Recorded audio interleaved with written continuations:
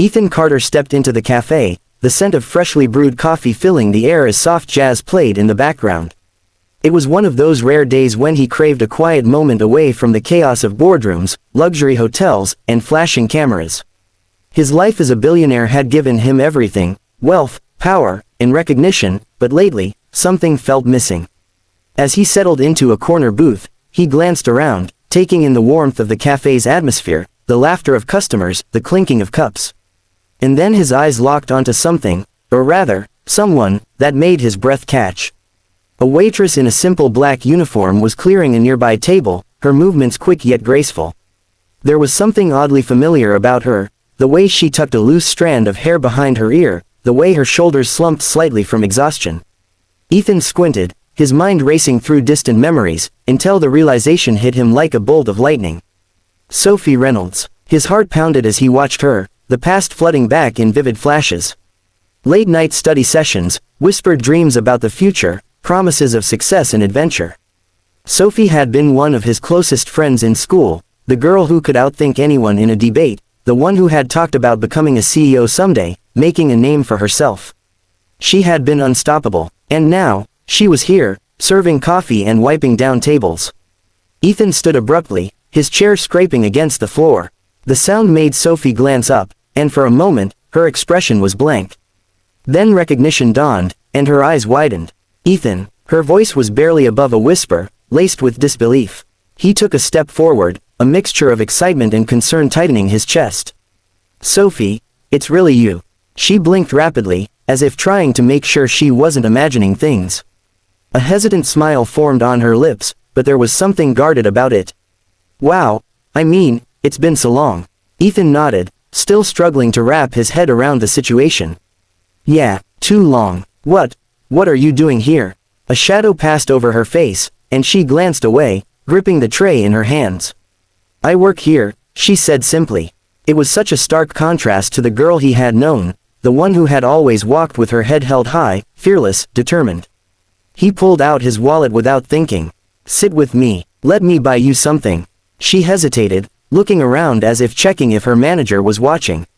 Then, after a brief moment, she sighed. "I'm on break in 10 minutes.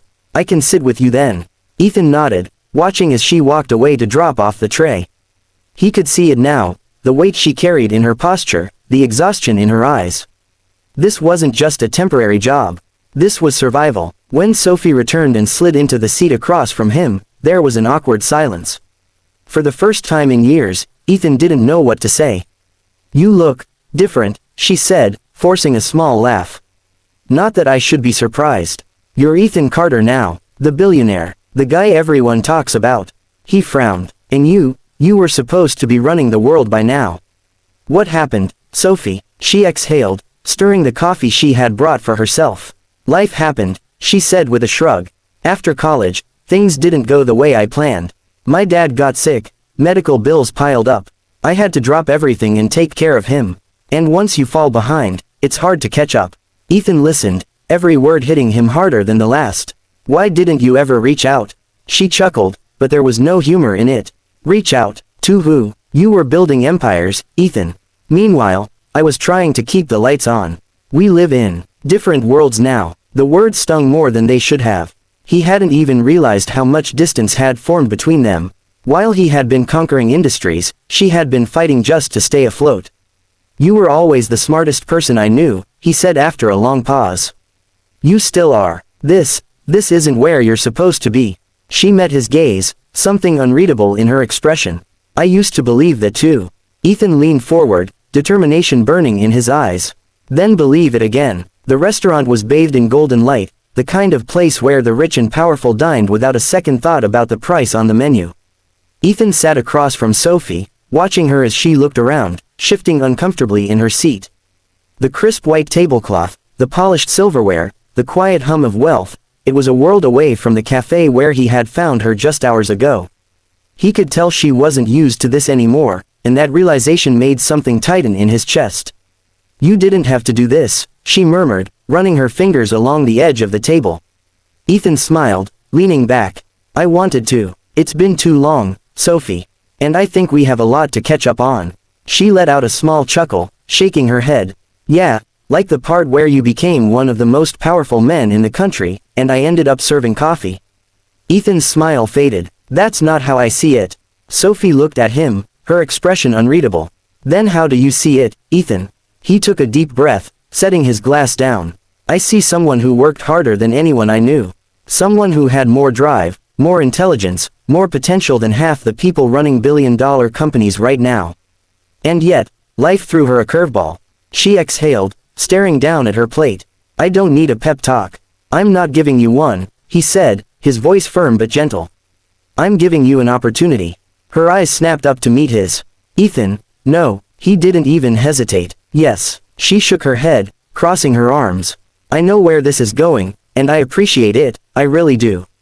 But I'm not some charity case you need to save. Ethan leaned forward, his voice calm but unwavering. That's not what this is, and you know it. You told me yourself, you didn't end up here because you weren't good enough. You ended up here because circumstances forced you to make sacrifices. That's not failure, Sophie. That's survival. And now, I'm telling you, you don't have to just survive anymore. She stared at him, the war in her eyes evident. He knew her well enough to see it, the pride, the fear, the hesitation. He had always admired her independence, the way she never wanted to rely on anyone. But he also knew when someone was holding themselves back out of fear of looking weak. I have a management position open at my company, he continued before she could protest again. It's not a handout, it's a job, a real one, and if you're still the Sophie Reynolds I remember, then you'll walk in there and prove to everyone, yourself included, that you belong at the top. She swallowed hard, looking away. I don't even know if I can do that anymore. Ethan softened, reaching across the table and placing his hand over hers. Yes, you do. You just forgot for a while. Let me remind you. Sophie's breath hitched slightly, and for the first time that evening, her guard cracked. She looked at him, really looked at him, and saw the same friend who had believed in her all those years ago. The one who had never doubted her potential. A long silence stretched between them before she finally spoke, her voice quiet but steady. When do I start? The sun cast a golden glow over the city skyline as Sophie stepped into the towering glass building that bore Ethan Carter's name. The reflection of the world outside shimmered in the pristine windows, but inside, the air was crisp with efficiency, ambition, and purpose. Every step she took in her polished heels echoed across the marble floor, a stark contrast to the scuffed sneakers she had worn just weeks ago while navigating the crowded cafe. Now, she wasn't just passing through. She belonged here. The receptionist glanced up, offering a polite smile. Good morning, Miss Reynolds. Mr. Carter is expecting you in the executive conference room. Sophie nodded, smoothing down the lapels of her perfectly tailored suit. It felt foreign at first, the crispness of the fabric, the power it seemed to exude. But as she walked toward the glass-walled room, her shoulders squared just a little more. This wasn't a dream, this was real. Inside, a team of high-level executives sat in sleek leather chairs, murmuring amongst themselves until the door opened and Ethan stepped in. He was every bit the commanding presence she had seen in news articles and television interviews, but when his eyes found hers, there was something else there, pride. Ladies and gentlemen, he announced, his voice carrying the effortless authority of a man who owned the room, I'd like you to meet Sophie Reynolds, our new Director of Business Strategy. A few surprised glances flickered around the table, but Ethan continued before anyone could question it. I've known Sophie for years. She's one of the smartest, most determined individuals I've ever met. And she's here because she's exactly what this company needs. The weight of the moment pressed against her chest, but she refused to let it shake her. She met their eyes, her voice steady. I look forward to proving that. The meeting unfolded with discussions of market trends and expansion strategies, and with each passing moment, Sophie found herself slipping back into the role she had once dreamed of. Ideas flowed naturally, her confidence building as the room began to shift from skepticism to intrigue.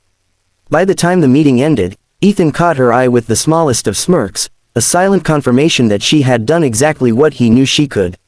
Later that evening, as she stood in front of her office window, overlooking the city, she let out a slow breath. She had spent years believing that her dreams had slipped away, that the life she had once envisioned was out of reach. But Ethan had seen something in her that she had forgotten, her fire, her potential. And now, she wasn't just surviving. She was rising. Far below, the cafe where she had spent so many exhausting days was still there, its lights glowing warmly in the distance. It wasn't a reminder of failure. It was proof of how far she had come. She wasn't the woman cleaning tables anymore. She was Sophie Reynolds, Director of Business Strategy. And this was only the beginning.